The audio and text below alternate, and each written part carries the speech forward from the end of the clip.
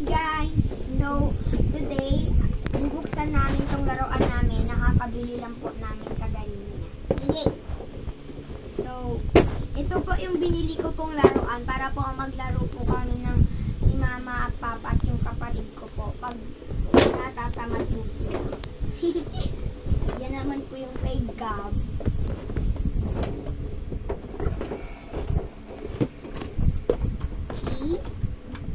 So, ito po, yung ulo. At ito naman po, yung katawan. So, dito po kami maglalagay ng mga sword. Tapos, titignan po Kita ko na yung sword. Oh. Ito po yung mga sword na sinasabi ko po sa inyo. Tapos, ito po muna yung lalagyanan kasi wala pa pong lagyanan. At nakita ko lang po. So, ito po. So, lalaruin na po namin at papakita po namin kung paano po ito gawin.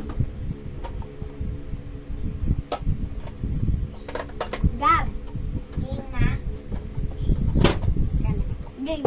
So, ako po. Tapos po, tatalon yung ulo niya. Kung mapipindot nyo po yung mali. Yung ate ko ay takot. At pwede rin po pala po ito maging piggy bank.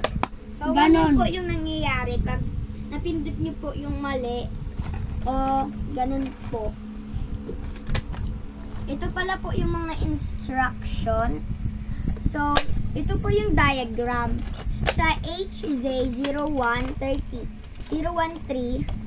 ito po, magkaiba po sila. Meron po silang ganito po at ganito.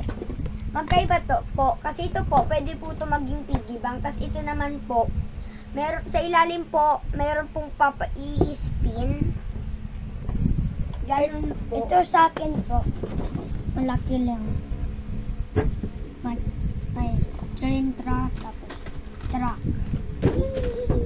Anong truck lang din? Maganda. Yun ang mukha niya, pinis pa. Tapos, ganito. Hindi din siya sarado.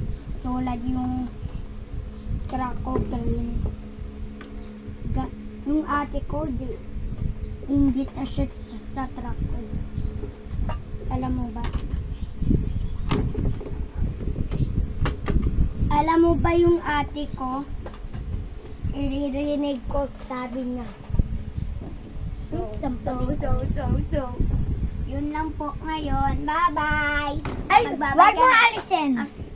Ba? May ganito pa, oh. May ganyan pa. May trucks ka. Tapos ito, loob niya po, mga salamin. Tapos ikita ko pa. Bili ko to. Bigay to mama ko. Ikita niya lang. Bye! Video may, wag ka subscribe. Mag-subscribe. Bye-bye po! Bye-bye! Subscribe po kayo.